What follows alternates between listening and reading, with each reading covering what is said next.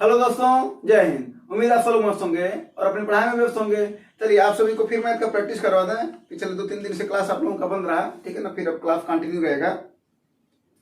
तो कोई होमवर्क तो दिए नहीं थे।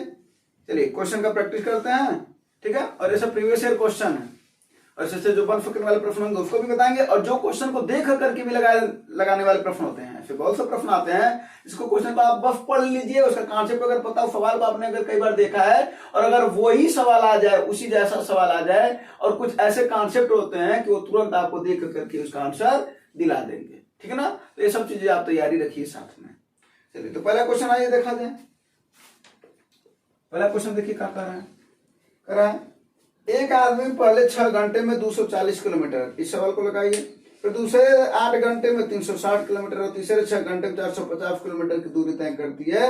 यात्रा के तीनों दिनों में प्रति घंटे औसत दूरी ज्ञात कीजिए। औसत दूरी मतलब समझ रहे हो ना, 1 घंटे की दूरी, यानी चाल पूछ रहा है वो, ले दे करके। क्या पूछ रहा है वो? चाल। और चाल बराबर होता है क्या भैया? कुल दूरी बटे, अगर औसत चाल की बात कर रहे हैं तो औसत चाल बराबर क्या होता है? कुल दूरी बटे कुल समय होता है ना जी। कुल दूरी बताओ कितना है? 250। पहला कितना? 240 है जी। फिर उसके बाद से कितना है? 360। उसके बाद से 450। और समय कुल कितना है? पहले 6 घंटा, अगले और अगले दिन 8 घंटे, फिर अगले दिन 6 घंटे, बस ये ना जी। इसी को सॉल्व करना है। इसका योग कितना आया है? 1050। 1050, 1050, हाँ यही, ये सब तगड़ा होना चाहिए, है ना। हाँ, और ये कितना है? 8 6 20 ना जी। बस 0 0 कट गया। 105 का आधा कितना होता है? 52.5 किलोमीटर प्रति घंटा, है ना जी। 52.5 किलोमीटर प्रति घंटा। अब यहाँ पर दूरी दे रखा था, समय भी दे रखा था। कई बार ऐसा होता है कि दूरी तो दिया रहता है, समय ना दे करके चाल दे देता है, तो कोई दिक्कत नहीं। अगर यहाँ पर मान लो समय ना दिया रहता तो हम समय ज्ञात कर लेते। किससे? समय बराबर क्या होता है? दूरी बटा चाल। हो सकता है कि चाल दिया हो, पहली चाल दिया रहता, दूसरी चाल दिया रहता, तीसरी चाल दिया रहता, क्या करते? पहली दूरी बटे पहला चाल, समय निकल जाता पहला, फिर दूसरी दूरी बटे दूसरा चाल, तीसरी दूरी बटे तीसरा चाल, समझ रहा हो ना, समय निकल जाता है।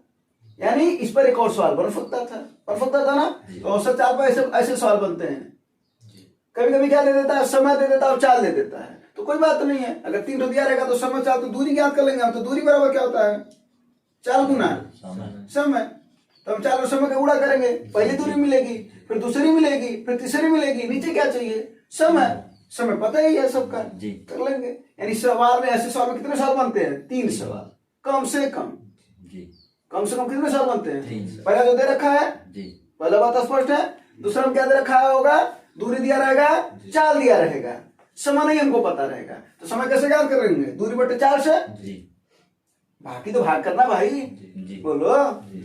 तीसरा क्या होगा? सवाल बनेगा, दूरी ही नहीं दिया रहेगा, चाल और समय दिया रहेगा, कोई बात नहीं। पहली दूरी ज्ञात कर लेंगे, चाल समय, फिर दूसरी दूरी ज्ञात कर लेंगे, चाल समय, फिर तीसरी दूरी ज्ञात कर लेंगे, चाल, चौथी दिया रहेगा तो चौथी ज्ञात कर लेंगे। भाई दिक्कत क्या है?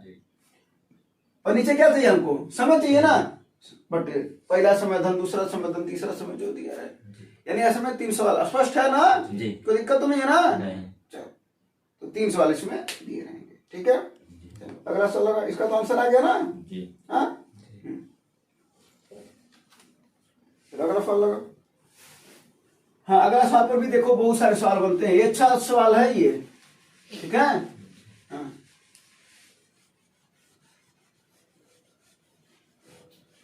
इस वाले सवाल पर भी बहुत सवाल बनते हैं।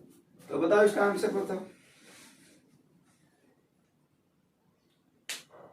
सवाल यही है कि 25% की वृद्धि होने पर 200 रुपए में 5 किलोग्राम कम प्याज कर देते। जाहिर सी बात है। तुम बताओ कहीं दुकान पर गए, ठीक है ना, और वहां पर दाम में बढ़ोतरी हो जाए। जो तुम सामान खरीदने गए, यहाँ पर क्या था? प्याज है। हाँ, प्याज खरीदने गए और उसके दाम बढ़ गया, तो तुम जाओगे जितना रुपया लेकर के, पहले तुम्हें लगता था कि इतने रुपए में इतना मिल जाएगा, लेकिन दाम बढ़ गया है तो अब कम ना मिलेगा। बोलो, ये तो जनरल सी बात है। अब सोच लो, यही दुकानदारी का सवाल तुम्हारे सामने आ गया।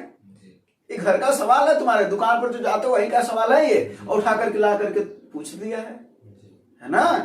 बस तो इस सवाल का आंसर तुम्हें देना है। तो वही पूछ रहा है कि उसका बढ़ा हुआ मूल्य बताओ। तो सबसे पहले ऐसे सवाल में क्या ज्ञात करते हैं भैया? वास्तविक मूल्य। क्या ज्ञात करते हैं? वास्तविक मूल्य। अब देखो इसमें एक सवाल तो है ही, दूसरा सवाल क्या बन सकता? चलो तुम लोग बताओ, बताओ दूसरा सवाल क्या बन सकता, तुम बताओ। इसका पहले तो ये बन सकता है ना इस तरीके से। इस पर तो दो सवाल हैं ऑलरेडी, एक पूछेगा वास्तविक मूल्य और एक पूछेगा बढ़ा हुआ मूल्य, जो कि पूछा है। एक और सवाल क्या बन सकता है इस पर? इसी पर एक और सवाल क्या बन सकता है? अगर कुछ बातें चेंज कर दिया जाए तो सवाल क्या बन सकता है? नहीं समझ रहे हो? अरे भाई देखो सवाल क्या बन जाएगा कि प्याज के मूल्य में 25% की वृद्धि ना हो, क्या हो जाए? कमी हो जाए। 25% की कमी होने पर 200 रुपया में 5 किलो प्याज अब क्या मिलेगा? जाहिर सी बात, अगर से तुम कहीं गए तुम्हें पता था प्याज इतने रुपए का मिलेगा, दाम कम हो गया, क्या करेगा? लूट पड़ेगा ना, तो तुम्हें ज्यादा लेकर के ना आओगे। दूसरा सवाल बन जाएगा, स्पष्ट हो जी। तो दूसरा सवाल क्या बनेगा? प्याज के मूल्य में 25% की कमी होने पर 200 रुपया में 5 किलोग्राम प्याज अधिक खरीदता है तो प्याज का घटा हुआ मूल्य बताओ या वास्तविक मूल्य बताओ। बात समझ रहा है कि नहीं? जी। बात समझ रहा है कि नहीं? यानी कितने सवाल हैं इसमें? दो इसमें है और दो उसमें है, 4 सवाल हैं। चारों सवाल आते हैं किसी किसी तरीके से। स्पष्ट है बात जी? चलो, तो वास्तविक मूल्य ज्ञात करने का एक ही तरीका है, दोनों का, दोनों सवालों का वास्तविक मूल्य ज्ञात करने का यही तरीका है। क्या? और देखते हैं कितना वृद्धि हो रहा है? 25% वृद्धि हो रहा है ना जी। तो जोड़ देना, यानी 100 25, ठीक है जी। यानी का तो कमी होता तो क्या करते? तो 25/100 - 25 कर देते, बस। कितना रुपया लेकर के जा रहे हो? 200। कितना किलो अधिक या कम खरीद रहे हो? 5। उसी को नीचे लिख देना। बातें स्पष्ट है जी जी। कोई दिक्कत हो तो बताओ। नहीं। हाँ, कोई दिक्कत नहीं।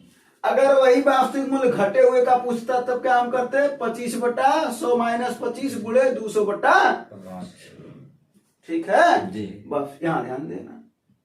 इसको साल का ले जाए, कितना हो जाएगा? 125 ना जी। तो 25 से इसको काटोगे कितनी बार में कट जाएगा? 5 बार में। अब 5 × 5 = 25, अब 25 × 8 = 200। यानी वास्तविक मूल्य कितना आया? 8 रुपया प्रति केजी। ये उसका वास्तविक मूल्य है, बढ़ा हुआ मूल्य नहीं है। जो ने दमा पर तुमको मिल रहा था, जो घरवा से सोच के जा रहे थे कि इतना रुपया किलो प्याज होगा, वो वाला दमा है। दुकानिया पर गए तो दमा बढ़ गया है। तो इसका मतलब भाई 8 रुपया प्रति केजी है किसकी वैल्यू? 100% की ना। तो 100% की वैल्यू कितनी है? 8 रुपया। हो कितना गया है अब? 25% वृद्धि हुआ तो कितना हो गया? 100%। हाँ, बात समझ में आया? कितना हो जाएगा? 125 गुणे 8/100, ये नीचे आएगा ना जी। अब स्पष्ट है जी। बढ़ा हुआ मूल्य कैसे निकालना समझ में आया? वास्तविक मूल्य 100% होता है हमेशा जी। हाँ, तो क्या हो जाएगा भैया? इसको काटो, 25 के 25 बच्चे 4 दूना 5 दूना 10 रुपया प्रति केजी क्या है तुम्हारा? बढ़ा हुआ मूल्य है, ठीक है जी। अगर इसको जांचना चाहते हो कि क्या ये एकदम सही है, बड़े आराम से जांच सकते हो। कितना रुपया लेकर के तुम गए थे? 200 रुपया। दाम पहले कितना था? 8 रुपया। इसको काटो, कितना आ जाएगा?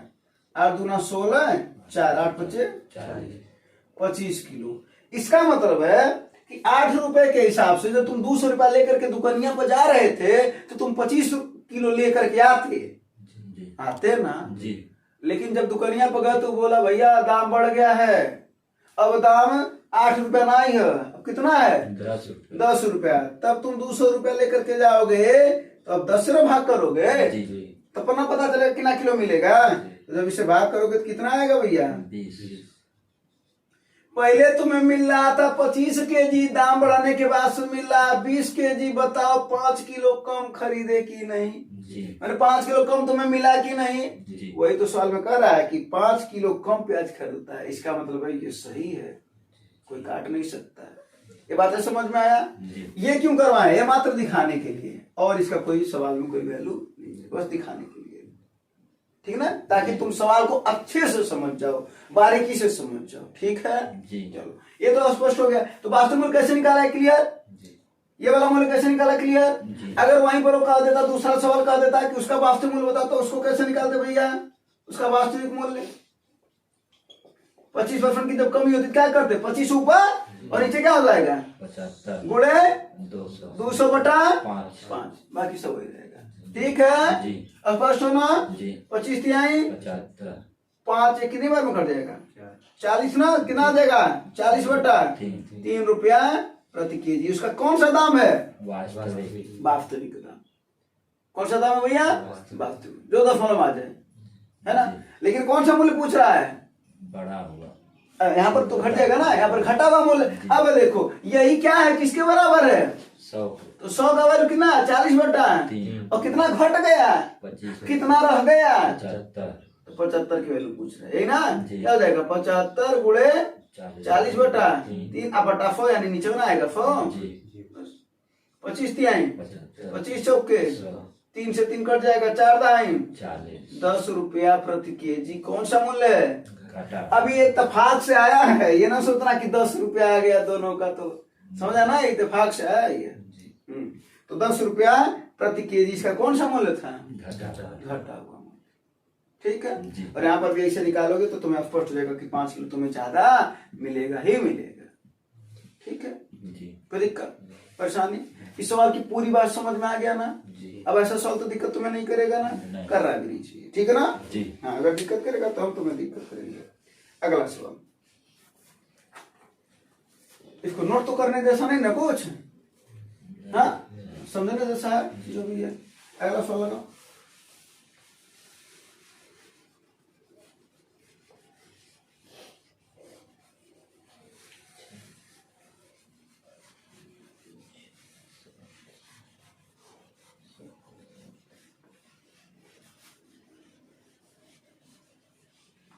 बस अपना काम कंटिन्यू करते रहो, ठीक है।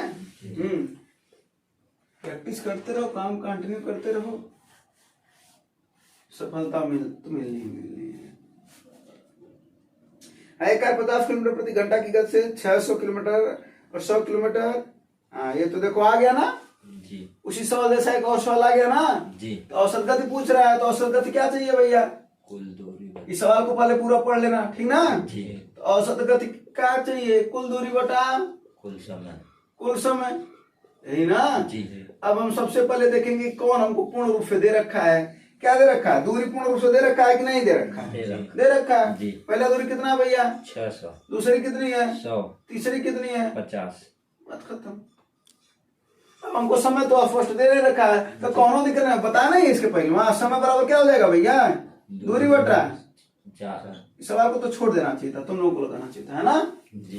ये तो अभी बताए हैं, तो दूरी बटा 4 तो कितना हो जाएगा 600 बटा 50, पहला कितना हो जाएगा 50 है, तो दूसरा कितना हो जाएगा 100 बटा 100, तीसरा कितना है 50 बटे 25, 50 बटा 25, बस ये कितनी बार में कट जाएगा 12 बार में, ये एक बार में, ये 2 बार में, कितना हो जाएगा 12 एक 13 2 15 और ऊपर कितना आएगा 750 बटे 15 बचे 50 किलोमीटर प्रति घंटा, ये आया होगा जी। क्या था ना जी। चलो अगला सवाल लो। इसको तो समझा ही डाले थे, बता था ना कि जितने भी सवाल आएंगे अगर उसके अगल बगल इर्द गिर्द जो भी सवाल बंद करने वाले रहेंगे उनको भी क्या किया जाएगा बताया जाएगा, ठीक है जी। ताकि अगर इस बार ये सवाल आया है तो अगली बार उसी जैसा दूसरा सवाल पूछे तो हम पूरी बातों को स्पष्ट कर रख सकें।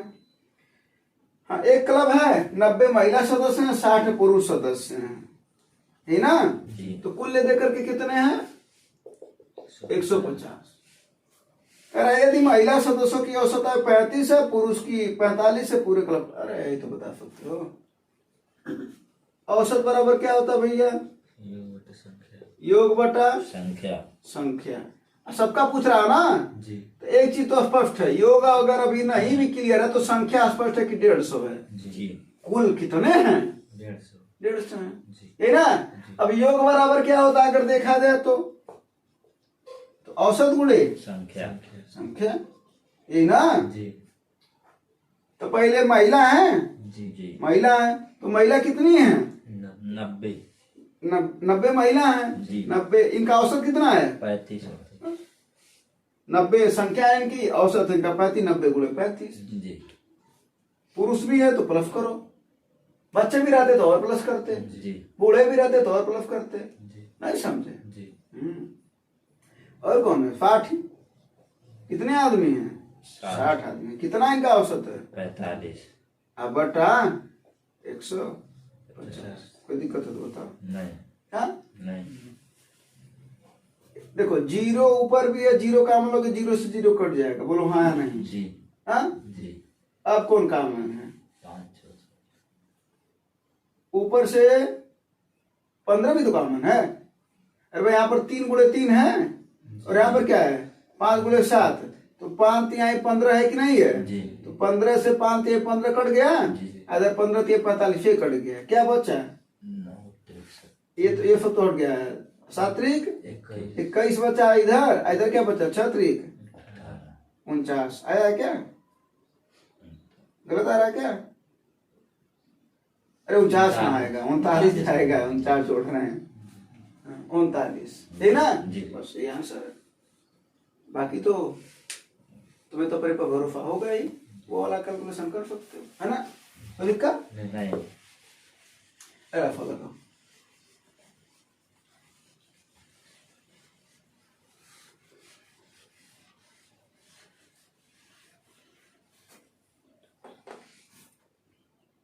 अगला फॉर्म। दो संख्याओं के बीच का अंतर उनके योगफल का 15% है। छोटी संख्या और बड़ी संख्या का अनुपात बताओ। देखो तो बता सकते हो, लेकिन कुछ सवाल, कुछ चीजों के लिए हम तुम्हें समझाते हैं। इसी को देखो, एक नियम भी बता दूं तुम लोग को।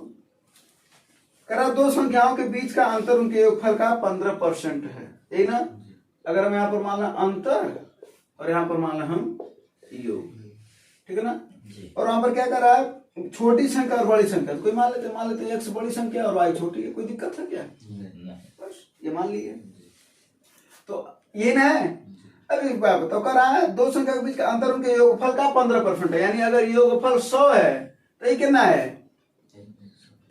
हाँ 115 है, बोला मात्र 15% है जी। 115%, और वैसे भी अंतर 115 हो ही नहीं सकता है कि नहीं, दो संख्याएं बराबर हो तो उनका योग ही हमेशा ज्यादा होगा। दो संख्या बराबर होने को तो समझ रहे हो, दो संख्या बराबर होने का ये नहीं कि x y के बराबर है, यानी x और y रहे और x और y रहे तो दोनों का योग हमेशा ज्यादा होगा अंतर से, तो जाहिर सी बात है जी। 6 2 8 और 6 2 का अंतर लोगे तो 4 आएगा, तो कम ही आया ना, योग ज्यादा ही ना आया जी। बोलो जी। चलो, तो यह स्पष्ट हो गया कि योग का ये कितना परसेंट है? 15% है। क्लियर हो गया। ये अंतर का मतलब क्या है? ये x माइनस, और ये क्या है? x प्लस, यही ना जी।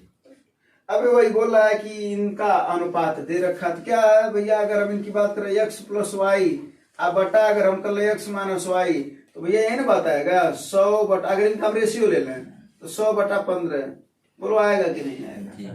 अरे इस बात में कोई दिक्कत हो तो बता दो। हाँ, ये 100 है, ये 15 था, x plus y x minus y 100 बटा 15। हाँ, ऐसा तो नहीं लग रहा ना कि बहुत स्पीड फ्लो, थोड़ा जल्दी काट दीजिए। अब जल्दी काटने का मतलब आंसर तो ना बता देना तुरंत, समझना भी तो है ना? हाँ, यहाँ पर कंपोनेंटो डिविडेंडो लगता है। कंपोनेंटो डिविडेंडो क्या है? योगांतरानुपात नियम। कौन सा नियम? योगांतरानुपात नियम क्या कहता है? जरा समझना बात को, कि अगर a बटा b बराबर x plus y, sorry x बटा वाई है, ठीक है? तो योगांतरानुपात नियम कहता है कि अगर पहले जोड़ रहे हो अब बाद में पहले से घटा रहे हो तो उधर भी वही काम होगा, यानी इधर भी क्या होगा? तब जुटेगा। और इसका नाम योगांतर अनुपात क्यों है? देखो, पहले योग हो रहा है, फिर अंतर लिया जा रहा है, फिर इनका अनुपात हो रहा है, इसी वजह से इसका नाम क्या है? योगांतरानुपात नियम। अब इस नियम को याद रखे रहना, बड़ा काम करेगा, और काम की चीज है ये। अब जैसे यहीं पर देखो काम कर जाएगा।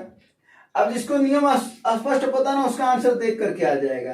पहले तुम्हें समझा था, उसके बाद फिर तुम्हें हम देखने वाला चीज बताएं, ठीक है ना? इन दोनों को जब जोड़ोगे तो y से y, तो x से x, ऊपर क्या आएगा?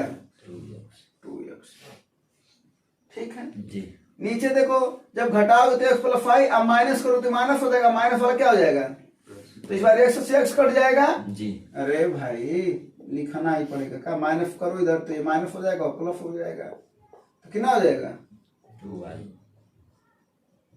जो काम इधर किए वही काम उधर करेंगे, तो पहले क्या करेंगे? जोड़ेंगे तो कितना हो जाएगा? 115। घटाएंगे तो 85। 2 से 2 कट जाएगा, 5 17 ये 85 और 5 से 23 बाद में कट जाएगा। कितना आया? 23/17। यही ना? जी। बड़ी संख्या बटे छोटी संख्या बराबर 23/17। क्या पूछ रहा है? छोटी और बड़ी का पूछ रहा है ना, यानी y/x पूछ रहा है। कितना हो जाएगा तब? 17/23। ये ध्यान दे रहे हैं बात, वरना प्रश्न को लास्ट में पढ़ोगे नहीं, आंसर 23/17 भी दिया होगा। देखो चौथा ऑप्शन दिया ना, गलत मार दोगे। ठीक है ना? अब यहाँ पर बात समझो कि जो हम बोले कि देख करके लगाया जा सकता था, अगर तुम्हें पहले ही क्लियर होता कि योग ये अंतर है, तो तुम्हें पता होना चाहिए कि अगर कभी भी ऐसी संख्या बराबर रहे, कभी भी रहे, जैसे मान लो 2x धन ऐसे देते हैं 3x धन 4y बटे 3x माइनस 4y। जब अभी तुम इसको जोड़ोगे तो ये सीधा सीधा यहीं पर जोड़ेगा, जैसे x 2x y 2y, वैसे ये भी जुड़ जाएगा। क्या हो जाएगा? 3 3 6x ऊपर 4 4। यही है कि कंपाउंड डिविडेंड नियम जानने वाले तुरंत इसको कर देते। अब मान लो यही दिया रहे, यही मान लो रहे 8/7। ठीक है, दिखा दिया रहे 8/7। अब पूछा x और y का अनुपात बताओ। अब देखो वैसे तुम क्या करते हो? तिरछी तिरछा गुणा करते हो, हाँ या नहीं? जी। हाँ करते हो ना तिरछी तिरछा गुणा। अब तिरछी तिरछा गुणा करते हो, फिर x को एक तरफ करते हो, फिर y को एक तरफ करते हो, फिर जाकर के सॉल्व करते हो। करते हो ना? यहाँ पर देखो कंपोनेंट डिविडेंड क्या कर रहा है? सीधा सीधा 3 3 6x 4 4 8y, इसको जोड़ दो 8 7 15 और 8 में 7 जा 1। इसी को सॉल्व कर दो, यहाँ आंसर है। कितना हो जाएगा? ये 3 दूना 3 25 2 चौक x/y बराबर कितना हो जाएगा? 4 उधर जाएगा 4 25 20/1 अर्थात 20/1। देखो आगे, ये इसका फायदा है कि जल्द में आ जाएगा इसका आंसर। तो वही देखने वाले इसको तुरंत समझ लिए होते हैं कि कंपोनेंटो डिविडेंडो काम कर रहा है, तो 115 हो जाएगा ऊपर और नीचे 85 हो जाएगा। छोटी का और बड़ी का पूछ रहा था तो उल्टा कर देंगे बाद में। वो तो सवाल में पूछा छोटी और बड़ी का, बड़ी और छोटी पूछता तो वही वाला रहता है। ठीक है, कोई दिक्कत? अगला सवाल लगाओ। ये वाला सवाल तो देख करके आंसर बता सकता है, जान लेना है। अगर ये सवाल है शंकु का अगर सवाल आए, यानी कोई भी आयतन वाला सवाल आए, ठीक है ना? आयतन वक्र पृष्ठ आयतन करें 3D वाले सवाल अगर है, आयतन वक्र पृष्ठ संपूर्ण पृष्ठ, अगर कभी भी पूछे, बात सुनो क्या बोल रहे हैं? आयतन और क्या फिर बोल रहे हैं? वक्र पृष्ठ और क्या बोल रहे हैं? बोलो, सुन रहे हो क्या? और संपूर्ण पृष्ठ। ठीक है जी। अगर ये सब कभी भी पूछे तो इन सभी में तुम एक चीज देखते हो, जहां पर भी पाई रहे तो आयतन वक्र पृष्ठ संपूर्ण पृष्ठ, घनाभ का और घन का छोड़ दो तो हर जगह पाई है। पाई बराबर पाई बटा 7 है ना? और अभी हम बताए थे कि ये है परिमेय संख्या और ये अपरिमेय है, याद रखे रहना, अपरिमेय। ठीक है जी।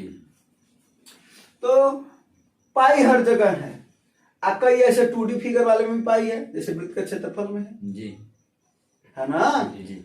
जहां पर भी पाई है और पाई का वैल्यू 22/7 है। अगर ये सब सवाल पूछे, चाहे वक्र पृष्ठ पूछे, चाहे संपूर्ण पृष्ठ पूछे, चाहे आयतन पूछे या क्षेत्रफल पूछे जिसमें कि पाई है, सबसे पहले क्या करना? 11 से काटना। 11 से क्या करना? काटना। अगर ऑप्शन में कोई एक ऑप्शन है जो 11 से कट जा रहा है तो वही आंसर होगा, चाहे कुछ भी हो जाए। लेकिन अगर 2 ऑप्शन है तो तुम्हें कुछ और ट्राई करना पड़ेगा। बेसिक नियम तो है ना जी। अब देखो एक बात बताते हैं, सब सवाल काटने पीटने से नहीं लग सकता। अगर सब सवाल काटने पीटने से लग जाता तो फिर कॉन्सेप्ट की क्या जरूरत है? हाँ, और वैसे भी ये भी मैथ का एक कॉन्सेप्ट है, जरा समझो बात को। अगर हम तुमको कह दें 2 गुणे 3 गुणे 4 बताओ कितना होगा, तो 2 3 6 चौके क्या बोलोगे? 24।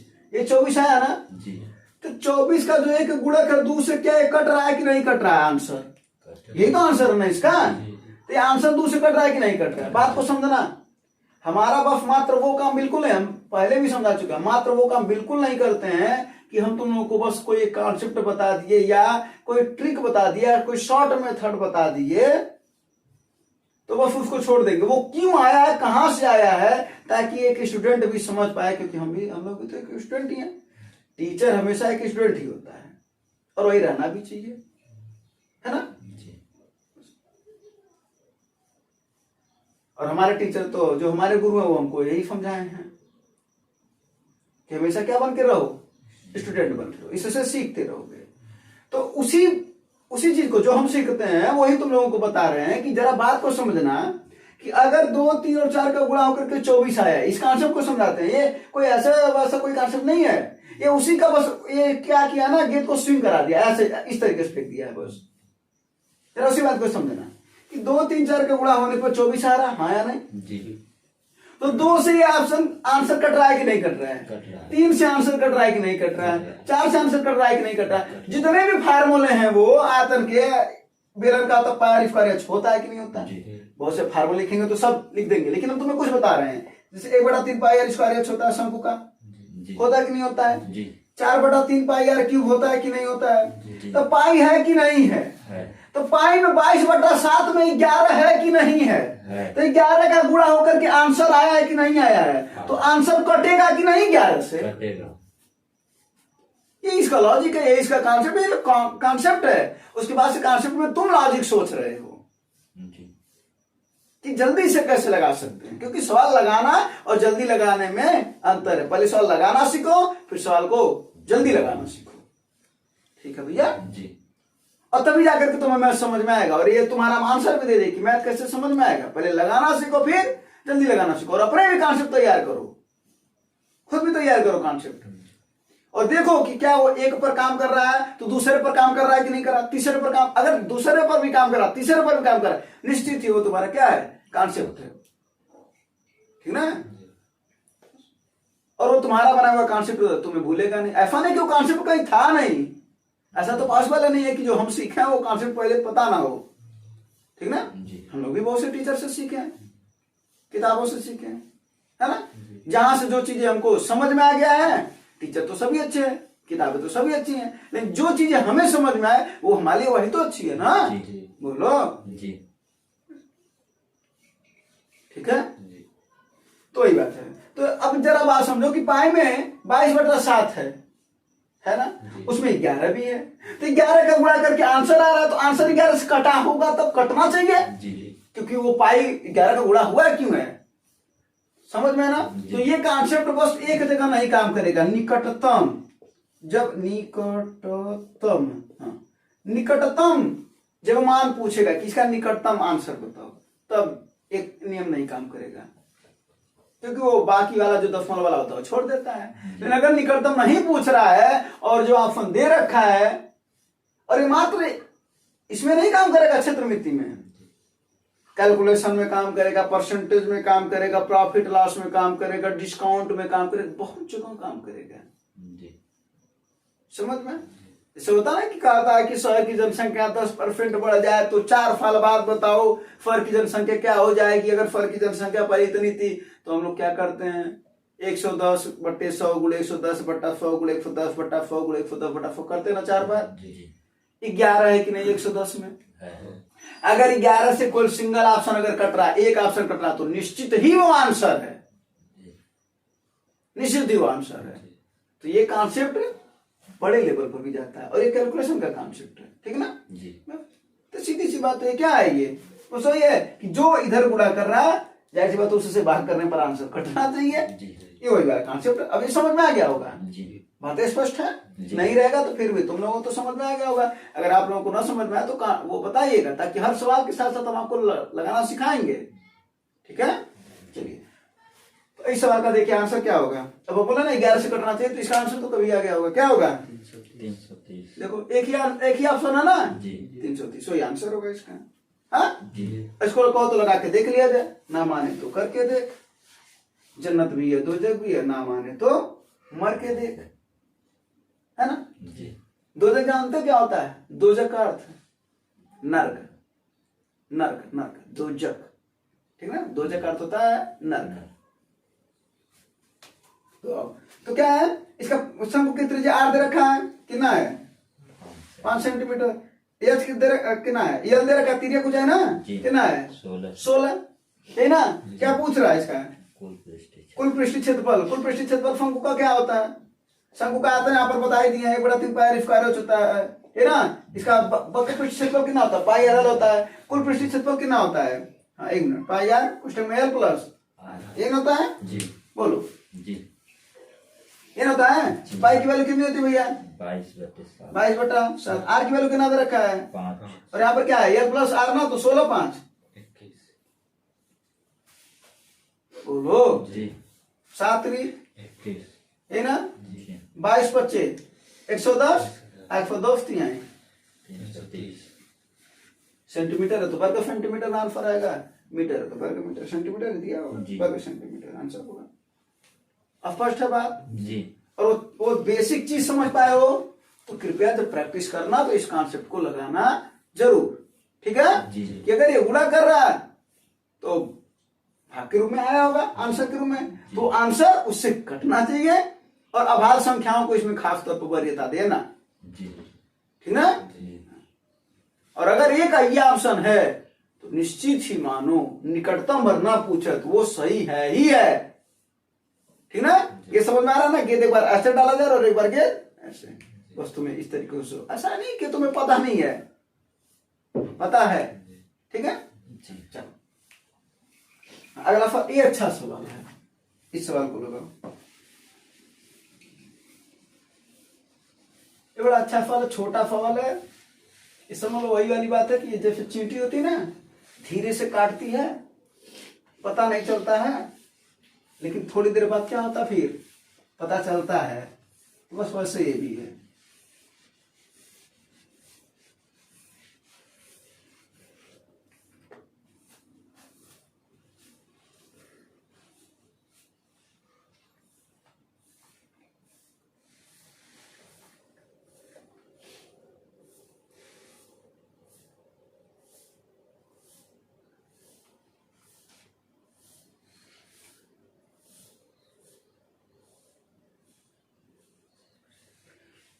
देखो क्या कर रहा है, रूबी ने 1 रुपए में 20 बटन खरीदे है ना, ऐसे सब में 1 बटन का पहले दाम बताओ। 1 रुपए में 20 बटन, तो 1 बटन का दाम 1/20 रुपया। नहीं भाई, 20 बटन का दाम 1 रुपया है, तो 20 बटन का दाम 1 रुपया, तो 1 बटन का दाम 1 गुणे 1/20 अर्थात 1/20। कह रहा है इस पर 25% उसको लाभ चाहिए,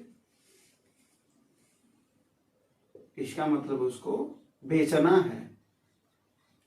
है ना जी। अब ये बताओ, ध्यान से समझना, ये क्या था 1/20 क्या था,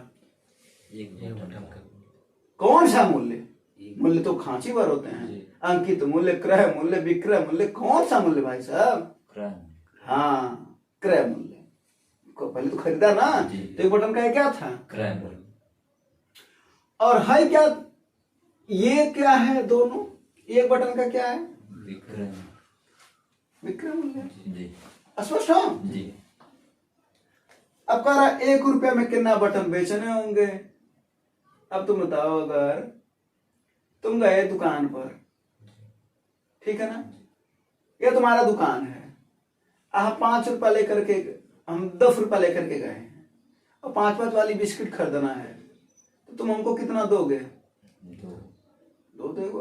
कैसे पता चला, एक बिस्किट का तुम्हारा बेचने का मूल्य 5 रुपया और हमारा खरीदने का 5 है, तो हम 10 रुपया तुम लेकर के गए थे, मतलब कोई लड़का 10 रुपया लेकर के आया था, तुमने क्या किया 10/5, क्योंकि 1 का दाम 5 है, तो 1 का दाम विक्रय मूल्य ये हो गया, और 1 रुपये में पूरा का पूरा, यानी क्या हो जाएगा, अगर हम इसको 1 लाइन में लगाना चाहे तो 1 रुपया बटे 1/20 गुणे, हम इसको साल ओवर नहीं किए हैं, अब कर लेंगे, समझ आए कि नहीं है, ये उसकी क्या होगी संख्या, कितना बटन बेचना होगा, ये उसकी संख्या होगी।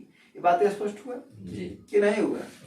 ये अगर अलग अलग निकालना चाहते तो यहाँ से भी निकाल सकते हो, जी पर हमने इकट्ठा निकाल दिए जी ताकि जल्दी से समझ पाओ। ठीक है ना। तो 1 रुपये में खरीदना था, विक्रम हमको पता होना चाहिए था, विक्रम हमने ज्ञात कर लिया।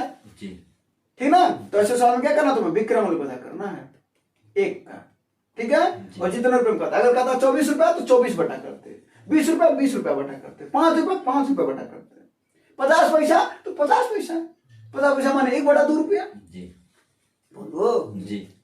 अब इसी को काटना शुरू कर दो। 25 बच्चे, 125 25 चौके, 100 5 चौके, 20 ऊपर कुछ बचा यहाँ पर, नहीं 4 चौके, 16 छटक के जाएगा ऊपर तो आ जाएगा 16। यही तुम्हारा आंसर है ना। जी क्लियर हो। जी। दिक्कत है हाँ। नहीं देखो छोटा सवाल है। हाँ ये वाला सवाल लगाओ। तीनों लोग मिलकर के काम कर रहे हैं, ये तो कई बार बता चुके हैं, है ना। जी हाँ?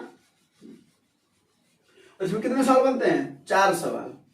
एक तो जो पूछ रखा है, 3 और। हाँ जी चलो इसको जल्दी में लगा लेते हैं ना। जी। A + B कितने दिन में काम कर रहे हैं, 50 घंटे में। B + C 75 घंटे और C + A 25 घंटे। सबसे पहले इसका क्या निकालते हैं, एलसीएम एलसीएम कितना हो जाएगा, 150। तो इसके बाद क्या निकालते हैं, क्षमता और क्षमता बराबर होता है कार्य बटे समय कितना आ जाएगा, 3 इसका कितना आ जाएगा, 2 और इसका कितना आ जाएगा। 6 कोई दिक्कत हो तो बताओ। नहीं हाँ नहीं फर्स्ट हो। जी। अगर तीनों की क्षमता निकालना है तो क्या हो जाएगा, जरा देखो। A और A कितनी बार है, B और B, 2 C और C 2 कामा ले लिए, जी। इनकी क्षमताओं को जोड़ो, 3 2 5 6।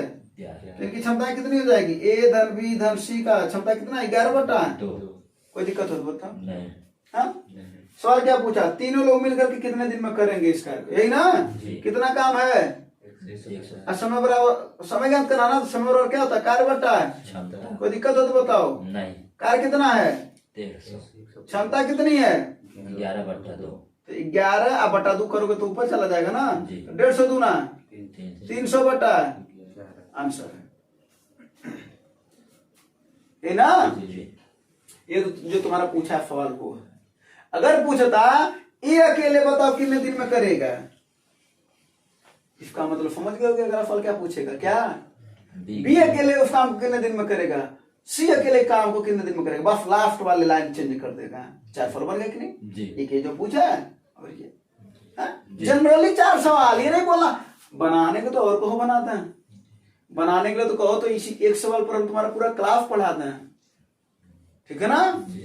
लेकिन अभी ये 4 सवाल है, तो ये है ना। तो कितना काम है भाई साहब अपना, 150 और ए से काम करवाना तो क्षमता किसकी चाहिए, एक ही ना चाहिए। अब एक ही क्षमता निकालते हैं, तीनों का कितना है, 11/2 तो इसमें से कौन गायब हो जाए तो एक ही क्षमता मिल जाए, बी और सी। तो बी और सी यही ना है। जी। इसकी क्षमता है कितनी, 2 तो क्या कर दोगे भैया, 11/2 में से क्या कर दोगे, 2 को ये ना करोगे, जी। तब बना एक मिलेगा। जी। नहीं समझे, समझे। अरे भाई बी धन सी उधर जाएगा तो माइनस हो जाएगा, जी। 2 उधर जाएगा माइनस हो जाएगा, 2 दूना 4 11 में 4 जा 7 7/2 7/2 कटेगा नहीं तो क्या दिक्कत है भाई, ये हो तो नहीं कटा है। 150 दूना 300 बटा 7 7 दिन। बी का पूछेगा तो कर लोगे ना जी। 150 बटा बी भर का बता दे रहे, सी का तुम बताओ, ठीक है। जी। 150 अब बी की क्षमता चाहिए, अब बी को रहने दो, किसको गायब करो, ए और सी। ए और सी कहाँ है भाई साहब, इधर है, यही ना। जी। इसकी क्षमता है कितनी, 6 अब किसको घटाओगे, 6 को किसको घटाओगे, 6 किसका मिलेगा तब, बी का तो 6 दूना 12 ये तो माइनस आ रहा है, यानी बी वाला फॉल इसमें नहीं पूछा जा सकता क्योंकि माइनस आया ना, जी। पॉसिबल नहीं है ना, नहीं ना नहीं है, जी। बी का सवाल नहीं बन सकता इसमें, जी। ठीक है। जी। तो कोई बात नहीं है, सब फॉल बन ही जाएगा क्या, नहीं। हाँ।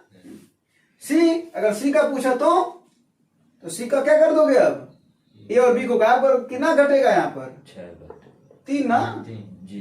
3 घटेगा ना, कितना हो जाएगा, 3 दूना 6 कितना आ जाएगा 2 यानी यहाँ पर कितना आ जाएगा, अगर सी का पूछोगे तो, यानी बी अगर पूछता तो क्या कहते, ज्ञात नहीं किया जा सकता है। अगर बी का पूछा होता तो जी तो वो एक आंसर नहीं होता है, वो एक आंसर नहीं होता है, होता है ना। जी हाँ जी कितना हो जाएगा कि 5/2 दो तो 2 ऊपर चला जाएगा, कितना हो जाएगा 7 ठीक है। जी हाँ, लेकिन यहाँ पर माइनस क्यों आ रहा है, आना तो नहीं चाहिए, क्योंकि अगर हमको ए पता है बी क्या ए सी है ना, जी हाँ जी अगर सी पता है और तीनों का पता है तो हम बी का भी ज्ञात कर सकते हैं कि कितने दिन में, क्योंकि बी तो कमा तो किया ही होगा, फिर माइनस क्यों आ रहा है। 11/2 है, ये 6 आया था ना सी और ए, जी हाँ जी उधर जाएगा तो -6 होगा, और 6 ज्यादा है 11/2 से, क्योंकि ये तो 5.5 है। जी हाँ जी